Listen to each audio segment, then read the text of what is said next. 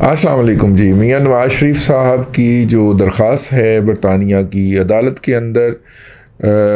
اس کا تو جو بھی فیصلہ ہوگا سو ہوگا، بلکہ ابھی عدالت شاید چڑھی بھی نہیں ہے، لیکن ان کو مزید قیام کے لیے برطانوی حکومت کا جو ہوم منسٹر ہے یا ہوم کی وزارت ہے، جس میں ایک خاتون جو ہیں وہ متعین ہیں بھارتی نیاد، وہاں سے انکار ہو گیا ہے. لوگوں کا جو ہے وہ مختلف خبریں آ رہی ہیں. ایک تو یہ ہے کہ جو ہے وہ نواز شریف صاحب جو ہیں وہ انکار کیوں ہوا ہے، اس کی وجوہات جو ہے اس کے اندر جو لیٹسٹ ہے وہ یہ ہے کہ دونوں ملکوں کی اسٹیبلشمنٹس انوالو ہوئی ہیں،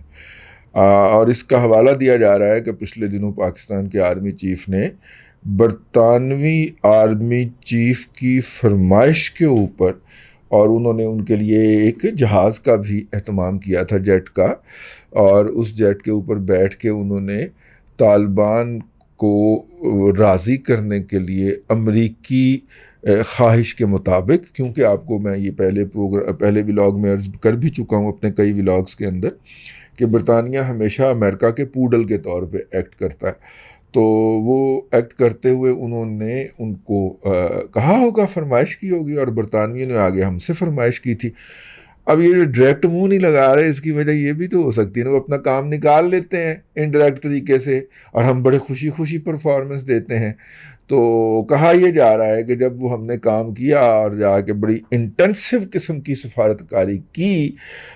مختلف جگہوں کے اوپر جا کے ان کی خواہش کے مطابق نتائج ڈیلیور کیے، تو پھر انہوں نے ہم سے کہا مانگ کیا مانگتا ہے، تو ہم نے جواب میں یہ فرمائش ڈال دی. یہ تازہ ترین مارکیٹ میں آئی ہے جب میں یہ ویلاگ کرنے بیٹھا ہوں. اور اس سے پہلے اسے ایک روٹین کی کاروائی بھی کچھ لوگ کہہ رہے تھے کہ جناب اس کے اندر جو ہے وہ بھارتی لابی انوالو ہے. لیکن جب ہم یہ کہیں کہ یہ مسترد کروانے میں بھارتی لابی انوالو ہے، تو پھر وہ پروپیگنڈا فٹ نہیں بیٹھتا جس کے تحت نواز شریف جو ہے وہ راہ کا ایجنٹ ہوتا ہے. تو وہ پروپیگنڈا کرنے کے لیے بھارتی لابی انوالو ہے، یہ اجازت مسترد کروانے میں یہ والا مسترد کیا گیا.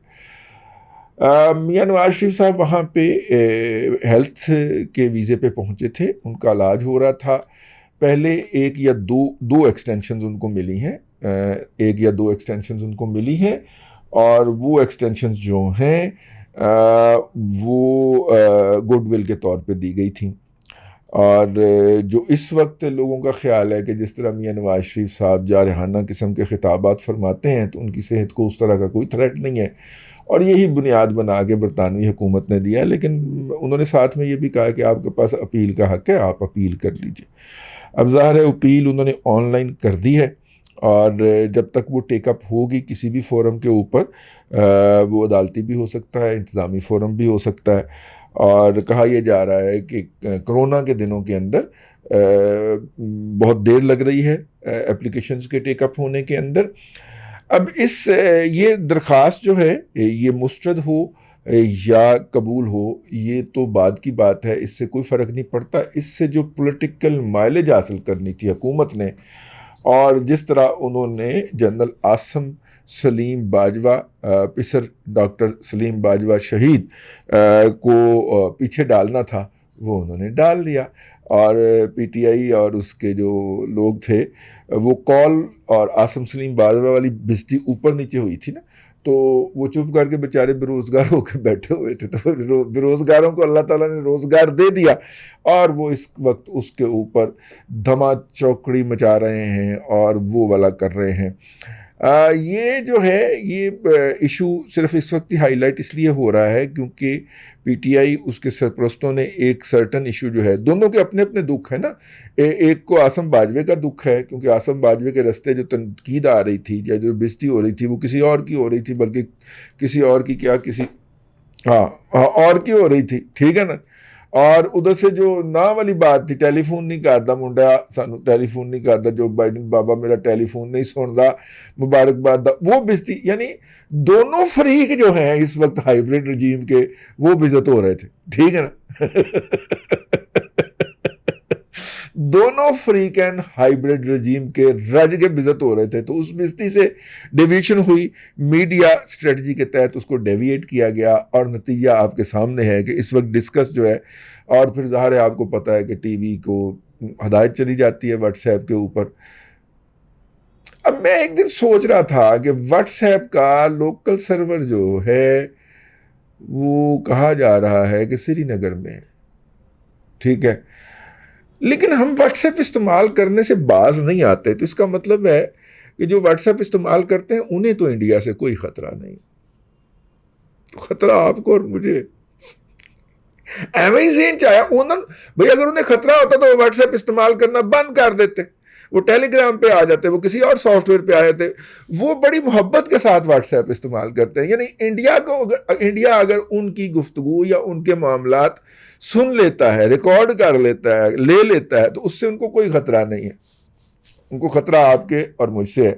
اور جو ہے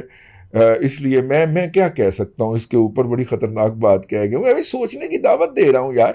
میں نے یہ جو میڈیا کی کنزمپشن کے لیے فریولس قسم کے اعلانات، ایک اعلان آج بھی ہوا ہے کہ کوئی جو ہے وہ سیاسی جو ہے وہ ہماری جو جاری پالیسی ہے اس کے تحت کوئی جو سرکاری ملازم ہے وہ سوشل میڈیا کا کوئی بھی ایپ استعمال نہیں کر سکتا، فیس بک اور ٹویٹر۔ وہ جڑی زرتاج گل دی بھین جڑی ننگیاں گالاں کٹ دی سی این ڈی ایم اے چ بیٹھ کے، انہوں تو فارغ کر دیتا جی، وہ آج بھی دیتی ہے، ٹھیک ہے نا۔ وہ میرا مطلب ہے یہاں پہ تو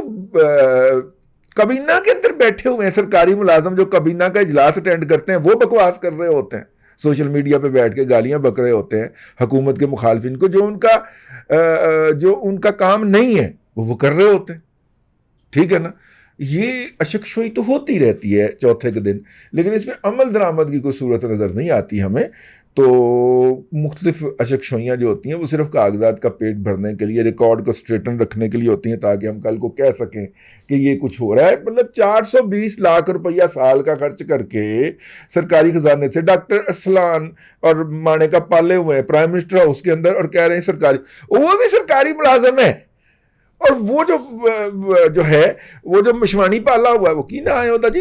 جو چیف منسٹر پنجاب کا ترجمان ہے، ٹھیک ہے، وہ یہ بھی سرکاری ملازم ہے یار، ان کو بھی روکو بھونکنے سے، ٹھیک ہے، لیکن نہیں، یہ ان کو اسی کام کے پیسے ملتے ہیں۔ خیر یہ بہت ساری ہوتی ہیں، تو وہ پھر ڈیویشن کریٹ کرتے ہیں، تو یہ ڈیویشن جو ہے